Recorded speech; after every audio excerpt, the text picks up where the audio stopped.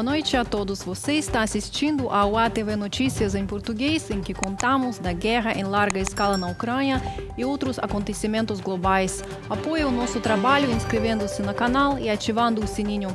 Vamos aos destaques de hoje, 14 de agosto. A Alemanha destina 500 milhões de dólares em ajuda militar à Ucrânia pelo programa PURL. O mundo protesta enquanto a Ucrânia enfrenta o mês mais mortal desde 2022. Recessão se aproxima na Rússia devido à guerra.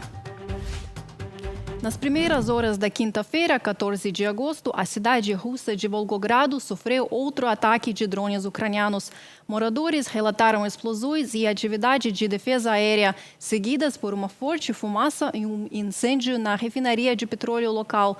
As autoridades locais confirmaram posteriormente o incidente. O alvo foi a refinaria de petróleo da Lukoil, localizada nos limites da cidade, que processa até 15 milhões de toneladas de petróleo bruto por ano. Essa capacidade faz dela uma das maiores refinarias de petróleo da Rússia e a maior produtora de combustíveis e lubrificantes do Distrito Federal Sul do país, além de ser a principal fornecedora de combustível para o exército russo, destacado na Ucrânia. Fotos e vídeos que circulam online mostraram as consequências do ataque. Testemunhas relataram múltiplos ataques de drones à refinaria da Lukoil. Pouco depois, autoridades regionais reconheceram um vazamento de produtos petrolíferos e incêndio na instalação. O governador Andrei Bocharov confirmou que o incêndio foi causado por destroços de drones interceptados. Nesta noite, as Forças de Defesa Aérea do Ministério da Defesa repeliram um ataque massivo de veículos aéreos não tripulados na região de Volgogrado. Como resultado da queda de destroços, produtos petrolíferos vazaram e entraram em combustão na refinaria de Volgogrado. As equipes de combate a incêndios começaram imediatamente a apagar o fogo. Segundo dados preliminares, não houve vítimas. Andrei Bocharov, governador da região de Volgogrado, na Rússia, no Telegram. Qual é uma instalação militar extremamente importante na Rússia que está mais fortemente protegida? Novas imagens de satélite analisadas pela Rádio Liberty revelam que 12 sistemas de defesa aérea foram instalados ao redor do Palácio de Vladimir Putin, na área de lazer de Valdai, na região de Novgorod, na Rússia. Eles estão posicionados ali e não perto daquelas refinarias de petróleo que queimam todos os dias. A maioria desses sistemas são Panzer S-1, mísseis terra-ar combinados com metralhadoras, montados em torres especiais para melhor visibilidade e cobertura. A implantação também inclui pelo menos um sistema de defesa aérea de longo alcance, S-400. O primeiro sistema de defesa aérea nessa área foi avistado em janeiro de 2023, como um segundo surgindo 6 meses depois. Agora, um mapa interativo criado por jornalistas mostra a localização de 12 posições ao redor da residência.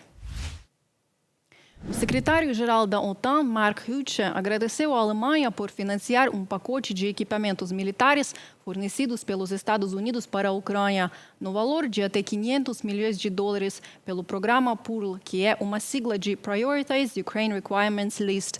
Essa entrega ajudará a Ucrânia a se defender contra a agressão russa, disse Rutte a Reuters em 13 de agosto.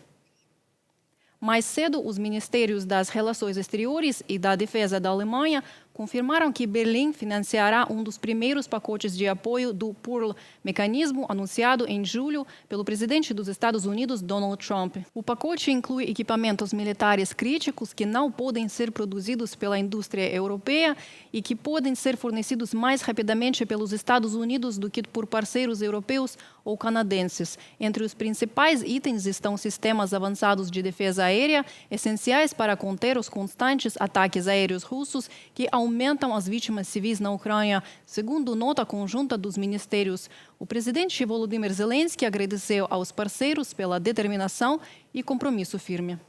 Nossa nova iniciativa de apoio à defesa PURL, implementada junto com parceiros, já está trazendo resultados concretos. Até agora, temos 1,5 bilhões de dólares.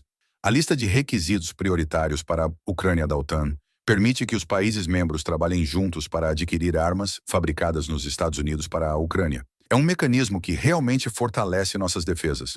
Até o momento, os Países Baixos contribuíram com 500 milhões de dólares, Dinamarca, Noruega e Suécia somaram outros 500 milhões de dólares. E ontem a Alemanha adicionou mais 500 milhões de dólares. Esse é um reforço realmente significativo e sou grato à Alemanha por esse passo importante. Volodymyr Zelensky, presidente da Ucrânia, no Telegram. Trump lançou o programa Pearl em 14 de julho, comprometendo-se a fornecer equipamentos militares e munições à Ucrânia por meio de diversos pacotes de apoio. A OTAN coordenará a iniciativa para garantir que o conteúdo desses pacotes atenda às necessidades de defesa mais urgentes da Ucrânia. O financiamento virá de aliados europeus e do Canadá. O chanceler alemão Friedrich Merz já havia anunciado que a Alemanha contribuiria decisivamente com o fornecimento de sistemas de defesa aérea Patriot à Ucrânia.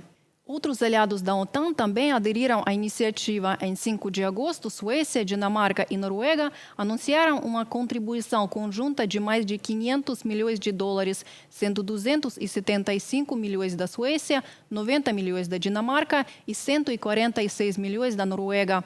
Um dia antes, os Países Baixos informaram que financiaram 500 milhões de euros em ajuda por meio do programa Pearl.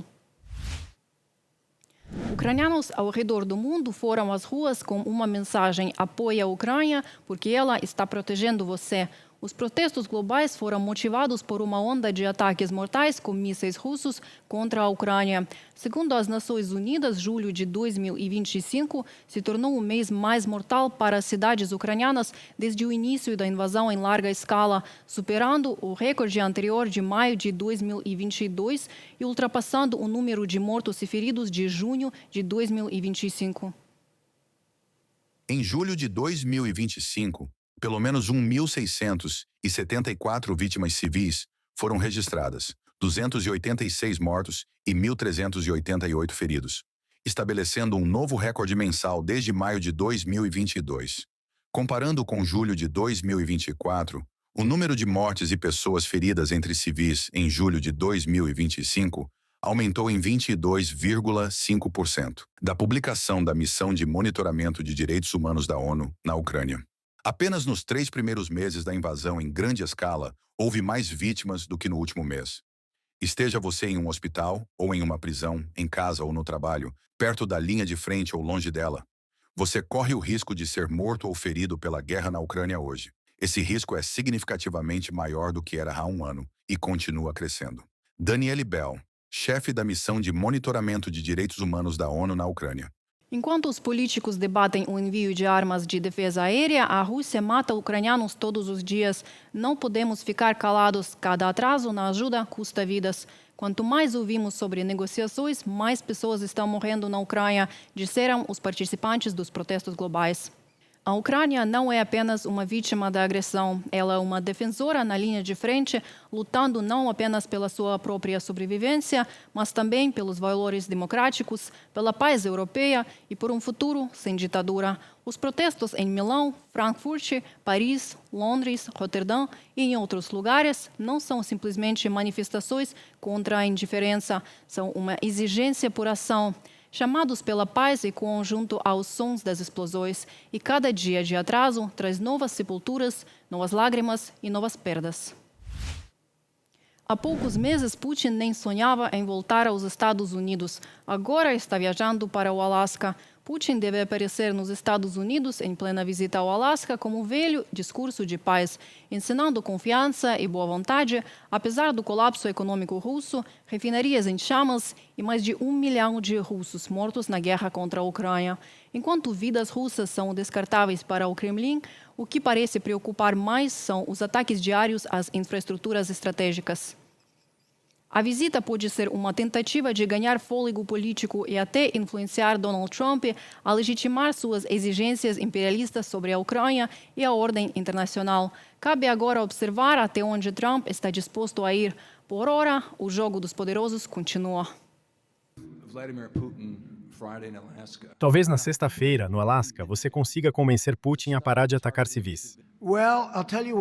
Já tive essa conversa com ele, mas depois vou para casa e vejo que um foguete atingiu uma casa de repouso ou um prédio de apartamentos e pessoas estão mortas na rua. Eu quero acabar com a guerra. Hoje avançamos significativamente, com um progresso muito importante na conversa que tivemos mais cedo com o presidente Trump sobre garantias de segurança.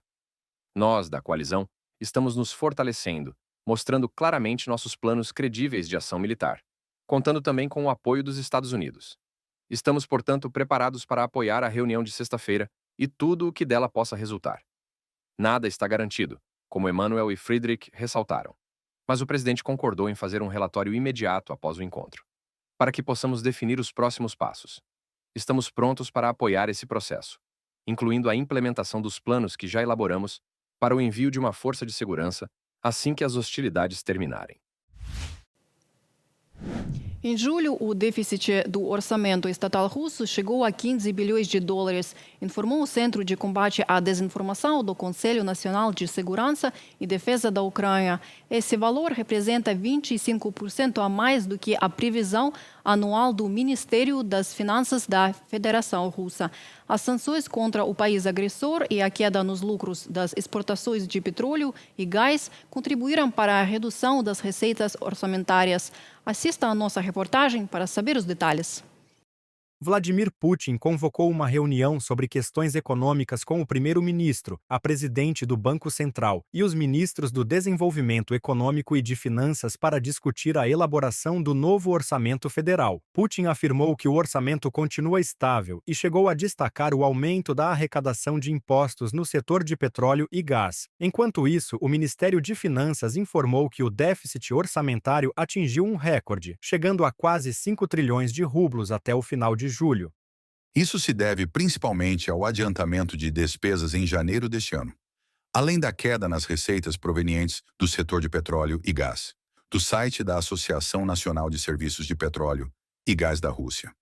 Quanto às despesas, elas aumentaram 21% em 2025, enquanto as receitas cresceram apenas 3%. A principal base do orçamento federal, os lucros com a venda de recursos energéticos, caiu 19% ao longo de 7 meses. A queda na lucratividade do setor está ligada à combinação simultânea de vários fatores. A queda nos preços globais do petróleo, o endurecimento das exigências fiscais e as restrições impostas por sanções. Esses fatores aumentam os riscos à estabilidade financeira do setor e obrigam o Kremlin a buscar novas estratégias para se adaptar aos desafios da economia global. Do post do Serviço de Inteligência Exterior da Ucrânia no Telegram. O plano original do orçamento de 2025 previa um déficit de 0,5% do PIB. Em junho, a Duma estatal revisou o orçamento, triplicando o nível do déficit. É pouco provável que mesmo esse limite seja cumprido. Segundo a mídia russa, o Ministério de Finanças está se preparando para um novo aumento do déficit. Os analistas acreditam que essa é a única opção do Kremlin, pois Putin não concordará em reduzir os gastos com o complexo militar industrial, nem com a guerra em curso contra a Ucrânia. Nos 4 meses restantes, mesmo reduzir o rombo aos níveis aceitáveis definidos no orçamento revisado, será extremamente difícil. Não é possível cortar nem as despesas sociais, nem os aumentos dos custos de serviços públicos no setor público, e dificilmente alguém ousaria subfinanciar o complexo militar industrial. Assim, na melhor das hipóteses, o déficit chegará a cerca de 5,5 a 6 trilhões de rublos até o final do ano. Maxim Blunt, comentador econômico e publicista, no seu artigo para a Rádio Liberty. O déficit provavelmente será coberto às custas da estabilidade do rublo, explicam os especialistas. O primeiro método possível é a emissão de títulos federais. Isso traria alguns recursos para o orçamento, mas aceleraria a inflação. A segunda opção é a desvalorização do rublo, que Moscou já supervalorizou significativamente. Isso levaria a aumentos recordes nos preços, especialmente dos bens de consumo. Em outras palavras, para obter mais rublos por $1 do petróleo condicionado devido à desvalorização. Mas isso é uma faca de 2 gumes. Se a taxa de câmbio for reduzida para cerca de 110 rublos por dólar, todos os preços no país, ligados às importações, aumentarão automaticamente cerca de 25%. Isso porque, atualmente, a Rússia depende fortemente das importações, principalmente da China.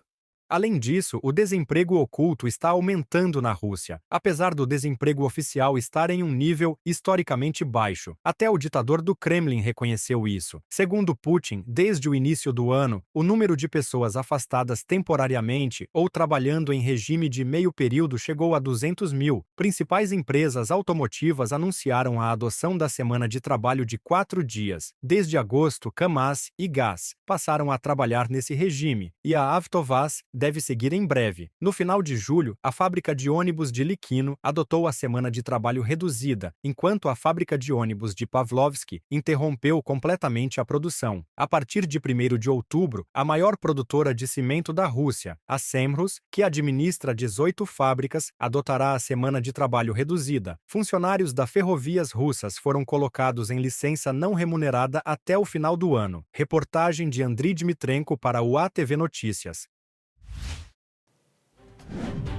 É isso por hoje. Obrigada por estar conosco. Se achou as informações interessantes, inscreva-se no canal UATV Português e ative o sininho. Amanhã voltaremos com uma nova edição.